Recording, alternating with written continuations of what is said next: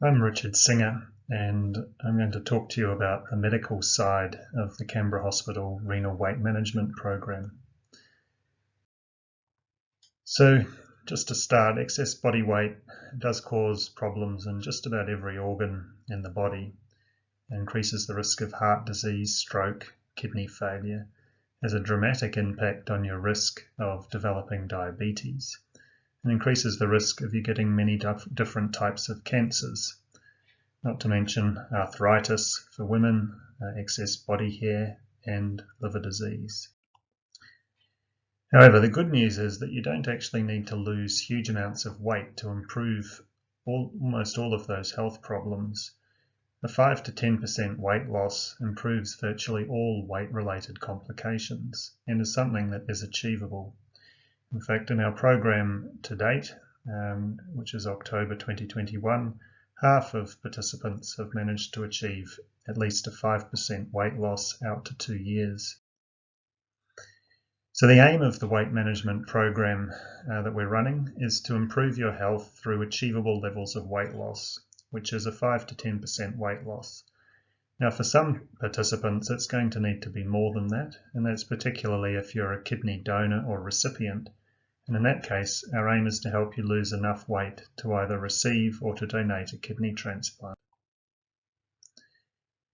Sustained weight loss through lifestyle alone is very difficult, and that's not because people are lazy or stupid. I don't think people have become more lazy and stupid as time goes on, and yet there's many more heavy people around. The data for long-term weight loss from lifestyle changes alone is between 2% weight loss and 6% weight loss. And 6% is pretty good, but 2% isn't really enough. So lifestyle change by itself, for the majority of people, is not going to be sufficient to get the degree of long-term weight loss that they need. That doesn't mean it's not important though. Lifestyle change is essential to achieve weight stability, so not to keep gaining weight, and it's also essential to avoid regaining weight that you've lost through other means. Why is it so hard for people to keep weight off by lifestyle alone? Why not just eat less and you'll be lighter? Well, unfortunately, although you know that you should be lighter, your body doesn't. And pretty soon after you've gained weight, whether that's weight gain because of medications that you've had to take or because of inactivity or eating the wrong foods, soon after you've gained that weight, your body thinks that's where you should be, and it makes that your new set point. So if you're sort of floating along here on the left side and you're too heavy, you're pretty comfortable at that steady weight. Similarly, for somebody who'd never gained the weight, they're floating along pretty comfortably at a lower body weight. What we really need to do is to try to get the person who's too heavy to be more comfortable at a low weight. That meaning to be less hungry and to have a faster metabolism. So if you've gained weight through environment changes, which could be medications, could be eating maybe the wrong food or not exercising enough, those are the environmental changes or lifestyle things that have made you heavier. That increases your set point up there on the right hand side, and you then try to go on a diet or you exercise more to try and lose weight. And it works, but it's a constant battle because you're fighting against your body's desire to return to that heavier weight. So if you do embark on diet and exercise to get below that new heavier set point, your body will slow down, your metabolism goes down, which people perceive as feeling colder, and that means that you burn a lot less calories even when you're not doing anything. You'll also feel more hungry and tend to think about food more, which makes it difficult to sustain the weight loss. So even if you reverse the original cause of excess weight, which might have been the wrong food, it might have been medication or something else, that doesn't mean that you're going to return to your previous weight. However, reversing the original cause of the weight gain does help a lot in preventing you from regaining any weight that you lose through diet or weight loss medications or surgery. So if only we were more like a car, we would find it a lot easier to lose weight. And if only cars were more like us, they'd be a lot cheaper to run. If you put less fuel in the tank of your car and it became more efficient, it would go just about as far as it does on half a tank as on a full tank. But people are not the same. Most of us actually eat about twice as many calories as we need, and our metabolic rate takes up the excess. When we go on a very restrictive diet, our metabolism slows down. We still actually get by almost as well as we did before. Makes it very difficult to lose weight through diet alone. So people are not machines. If you halve your food intake, you will lose weight, at least for a period of time, but then your body will get more efficient and you'll reach a plateau. Unless you're on a severely restrictive diet, you're not going to continue losing weight forever. And unfortunately, having lost that weight, you'll often be quite hungry, and so you'll need to use a lot of willpower in order to avoid eating when you are hungry. And willpower only goes so far. There's usually other things that we need to think about on a day-to-day basis as well as just not eating. So to have successful weight loss, we need to try to make it easier for your body and for you to maintain a lower body weight. We need to somehow drain the bucket so that you can float along at a lower weight. And there are some things that can be done to help. So the first thing is that all sustainable weight loss will require a reduced calorie diet. That's the basis of losing weight, but there's a lot of differences in what else you do to make it easier to keep the weight off. So one of the things is to avoid taking in calories when you're not hungry. And binge eating is actually surprisingly common. Many of the people that we see in the Renal Weight Management Clinic do have an issue with binge eating. Now this is something that, if it's identified, can be successfully treated with either psychology or medication or both together. The other thing that's very common is emotional eating. So people get into the habit that when they're very happy, when they're celebrating something, or when they're very sad or have other emotions, that they reflexively tend to reach for foods, often quite high calorie foods. And the third aspect of not taking in calories when you're not that hungry is to avoid high calorie things that don't really satisfy your hunger much. So soft drinks and alcohol contain a lot of calories and they do very little to satisfy our hunger. So after you've had them, they don't tend to make you eat less subsequently. Now, a lot of people feel that if they could just exercise a whole lot more, they would lose weight. And that's true. If you exercise an enormous amount, you will lose quite a bit of weight. But if you look at the chart there on the right, you can see that for the average person, exercise only makes up a bit over 10% of the energy that they use in a given day. This non-exercise activity in blue uses a bit more. That's sort of fidgeting and just walking around, not specifically exercising. But the majority, more than half, is your resting metabolic rate.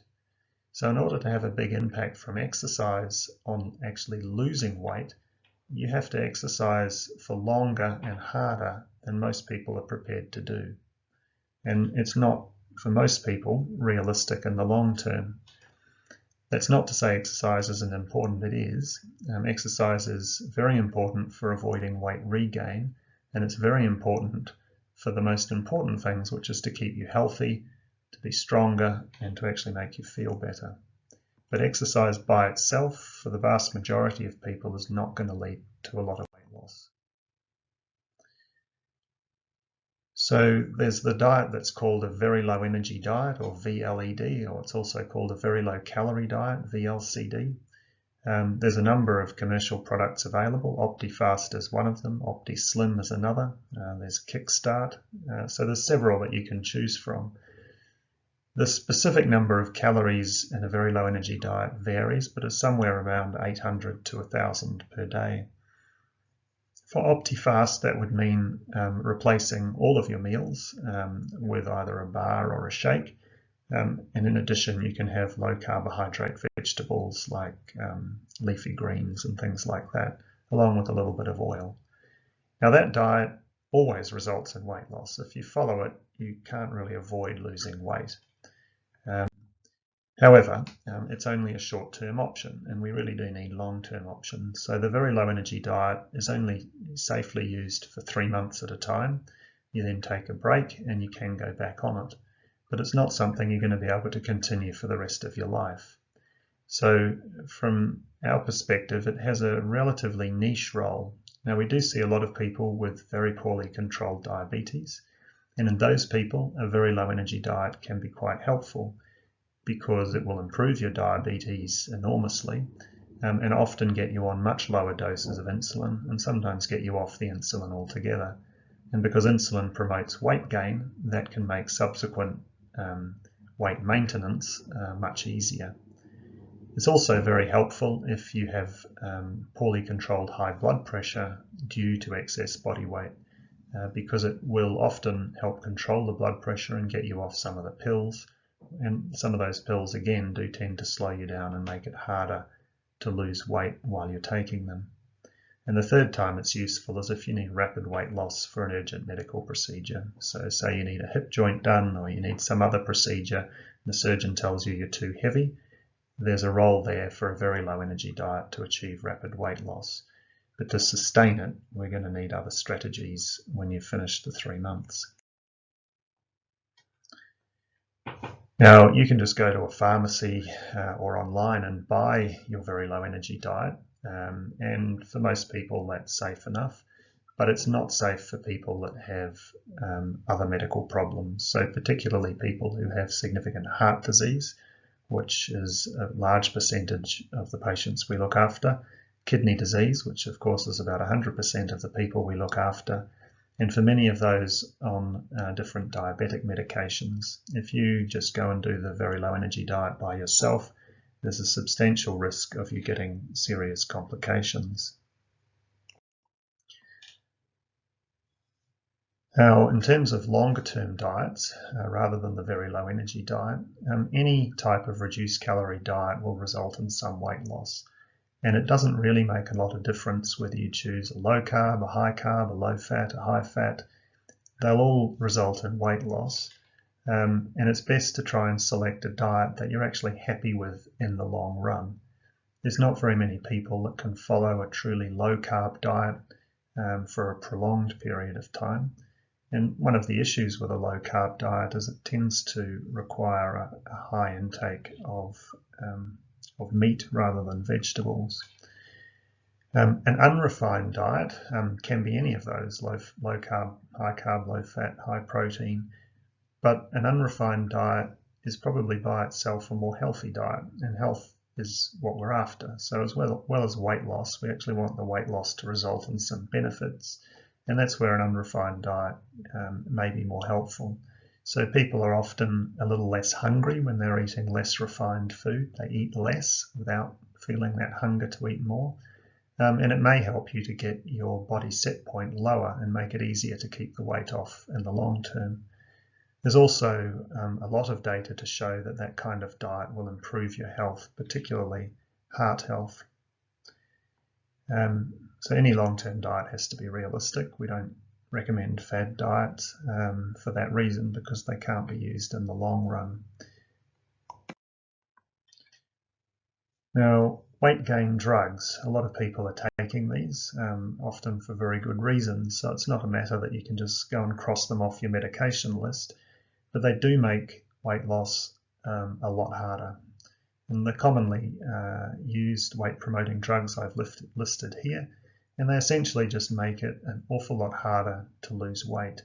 And so one of the things that we do is look at substitution or ceasing them when possible to help achieve weight loss. So there's a review of pain and antidepressant medications, which are often the same thing.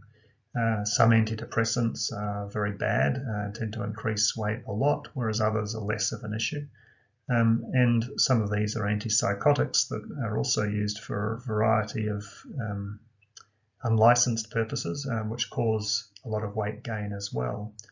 and some of the beta blockers are used for migraines and things. So we look at what can we stop, what can we adjust, and try to make it as easy as possible to lose the weight without having a brake put on by the medications you're taking. The same applies to diabetes. So diabetes management has moved on a lot, although the government funding for it has moved on much more slowly. But there are newer medications, which metformin's been around forever, but semaglutide and empagliflozin, dapagliflozin are a little bit newer, and they are much better both for outcomes in diabetes, kidney and heart, as well as for helping you to lose weight.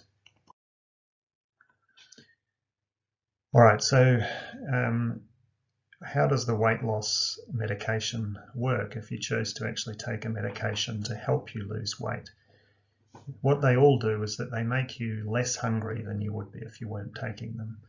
Now that's very important, because when you lose weight, in the absence of doing anything else, most people will become a lot more hungry. And that requires constant effort to keep yourself down at that lower weight. The weight loss drugs reduce the amount of effort you need. And that is helpful. Nobody can sustain maximum effort at weight loss for their entire life, because we have other things that we need to use our effort for. All of the medications work by reducing hunger. None of them work by actually stopping you from eating. So it's very important that we look at non-hungry eating, so that's the emotional eating, binge eating, that type of thing, before we look at introducing the medications. Because if a lot of the food that you're taking in is when you're not hungry, and that includes soft drink and alcohol, then these medications are not likely to be very successful. So controlling lifestyle issues is still critical. The medications are there to help, and they do help, and they can help some people a lot. So I've listed in the next few slides some of the medications that are used. I don't often use Saxenda, mainly because of the cost, but it is a very good medication. So it's a daily injection, and they all result in about the same, an average of 5 to 7% weight loss. You would only use it or continue to use it though if it was working. So in those people where it works, you tend to get a little bit more weight loss. And it really only has one significant adverse effect or side effect, and that's nausea. And that's because Saxenda, as well as the next one here, Ozempic, tend to delay emptying of your stomach, which does help with weight loss, but makes you feel sick. Now that effect on delaying emptying of your stomach only lasts for 2 to 4 weeks at a particular dose. So the nausea doesn't last forever, and almost everybody, if they push through the first 2, 3, 4 weeks maybe, will find that the nausea resolves. Ozempic is virtually identical to Saxenda. The only difference is it's not yet licensed for weight loss. It has the advantage of being a heck of a lot cheaper, although still not really a budget option. And it's only a once-a-week injection. Now, many diabetics may be able to access this as treatment for their diabetes, but for purely weight loss use, it's not available. And the Ozempic has data at higher doses, which again are not licensed yet in Australia, for up to about 12% weight loss, quite substantial. Topiramate is an epilepsy medication also used to treat migraines, not licensed for weight loss in Australia, but reasonably effective. It has a different side effect profile to the Saxenda and Ozempic. It increases kidney stone risk, and a relatively common side effect is that it can affect concentration. Now, not everybody is affected by that, but those that are pretty much have to stop taking it. It has the advantage of being very cheap. Contrave is a combination of a type of antidepressant and an anti-narcotic drug, so a drug that stops things like morphine from working, and costs around about $250 a month. Quite effective, with the common side effects being headache and constipation. It's made a little bit more difficult to use in a lot of kidney patients because it does interact with some medications. However, on the plus side, if you have significant kidney failure, it won't cost you $250 a month because you'll get by on a lower dose. Phentermine we don't use very much at all because the majority of people with kidney disease have high blood pressure, and it raises blood pressure a little bit. However, it can be an effective medication. The common side effects are dry mouth and anxiety, and it's currently only licensed for weight loss for short-term use in Australia, which means it's essentially a pointless medication to use. But you can get your doctor also to prescribe it as a compounded medication in lower dose as a slow release thing, and probably for that use you could use it longer term. It's certainly licensed for that purpose in America. Now, all of these medications only work while you're taking them, and if you try one and it doesn't work, it's not reducing your hunger, you don't lose weight, that doesn't mean one of the other ones won't work. The other thing to bear in mind is that average weight loss doesn't actually make any difference to you. What matters to you is how much weight you lose, and you may find that you lose 15% of weight on one of those medications, which would be great. You also need to keep in mind that you're not going to lose weight forever, so it's not like you take the injection or the tablet and you start losing weight and eventually you hit zero. No, you will hit a plateau. That doesn't mean it's not working. The only question is whether the plateau is low enough for it to be worthwhile you continuing to take the medication.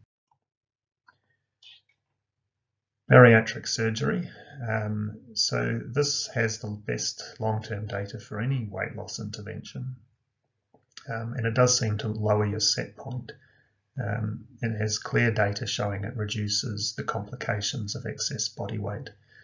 Mostly what's done now is sleeve gastrectomy, and that's pretty much the only one that we'd consider in people with kidney disease because the bypass procedures have more complications for the kidney in the long run, although they do result in greater weight loss. So in sleeve gastrectomy, most of the stomach is removed, and the way this is thought to work is that it reduces one of the hunger hormones, which is produced in the stomach. Now, immediately after surgery, you can't eat a lot of normal food because your stomach's so small, but in the long run, it's that reduction in the hunger hormones that is thought to cause most of the long-term weight loss. Like with the medications, you're wasting your time doing it unless we've addressed lifestyle issues and got you onto a good diet, not necessarily a super low calorie diet, but a good diet of healthy, normal food beforehand.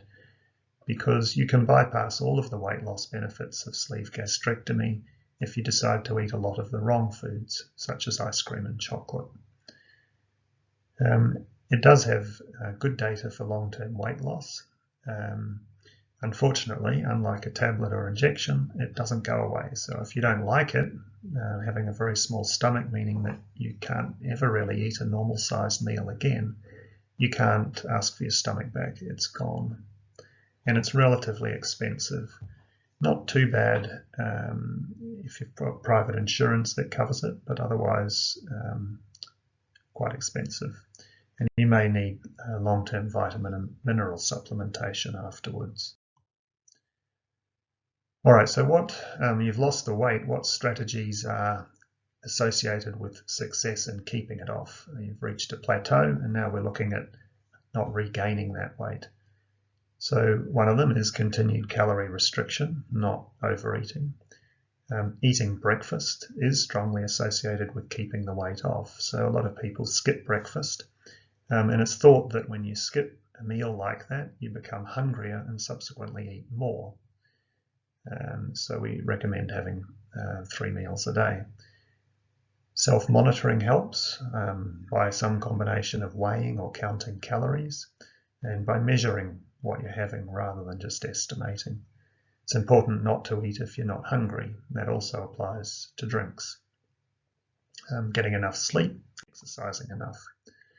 So, I'm currently sitting in a chair like the guy at the computer there, but that's not how we're sort of made to live. We're made to do plenty of exercise every day. And exercise has benefits far beyond weight loss, so you'll get much less problems with pain for many people that suffer chronic pain, and you have an improved sense of well-being, as well as improving your lifespan. So how much exercise do you need to do? Well, not that much, depending how you look at it, but about an hour a day. So the recommendation for a lower amount is to stop people gaining weight. But once you've gained weight and then lost it, to help keep the weight off, you need a bit more. So around about an hour a day of some moderate intensity exercise is good. You need to get enough sleep. So low level of sleep does increase the risk of obesity, and 7.5 hours a night seems to be associated with the lowest BMI, meaning the slimmest people. And that's probably because when you are sleep deprived, you get falls in some of these hormones that tell you you've had enough to eat, and you get increases in hormones like ghrelin and orexin that make you hungrier. Now, many people want to sleep more and can't, and exercise, if you're doing an hour a day of exercise, that will help you to sleep better without needing to resort to medications. Also, fixing sleep disorders like sleep apnea and getting off sedative drugs such as alcohol can improve sleep quality a lot. And the psychological part of weight loss and maintaining weight loss is very important. So people do tend to catastrophize. I went off the diet, it's all over, I might as well give up. That sort of thing's not very helpful. Or they'll have an automatic behavior such as that, I finished a hard day at work and now I'm going to have a beer, or I'm going to have a big glass of juice or something like that. So psychology, qualified psychologists can help with avoiding those sort of unhelpful automatic thoughts and behaviors. And the strategies they use are very effective. But in order for them to work, you actually do have to want to get rid of those thoughts and behaviors yourself.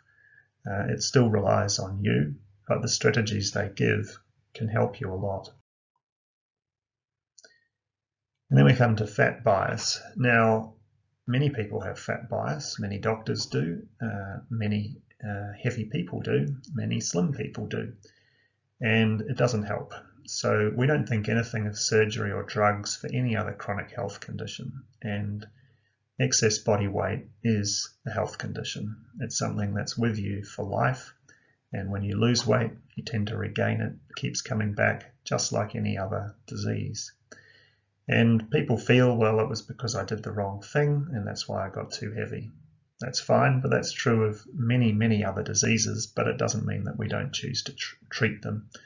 And there's no reason to think that using surgery or medications or psychology to help you lose weight is cheating or wrong. What you need to do is do the thing that's going to help you become more healthy. And whatever that is, I think you should consider doing it. And we're living now in an environment that really promotes excess body weight. I don't think there can be any other reason for why so many people are heavy now. When you go back even 30 years, there were a lot fewer heavy people around. The thing that's changed is our environment, and we need to somehow overcome that. So to conclude, it does take a lot of personal effort to change any lifetime habit, such as diet and exercise, but it is possible to do if you want to do it. We have things that can help: medications, bariatric surgery. Often just stopping medications that you're on or substituting another one can help a lot, but you will still need to have some degree of lifestyle change. It is possible to lose 5% body weight, and it is possible to get a lot of improvements in how you feel and in your health problems. Unfortunately, and there's no getting around it, any change to your lifestyle is going to involve sacrificing something else in your lifestyle. And it's going to be up to you to determine whether that payoff is worthwhile. So feel free to post any general questions. For people that are patients of the Canberra Renal Unit, if you want to enrol in our program, you should contact the Chronic Kidney Disease Coordinator.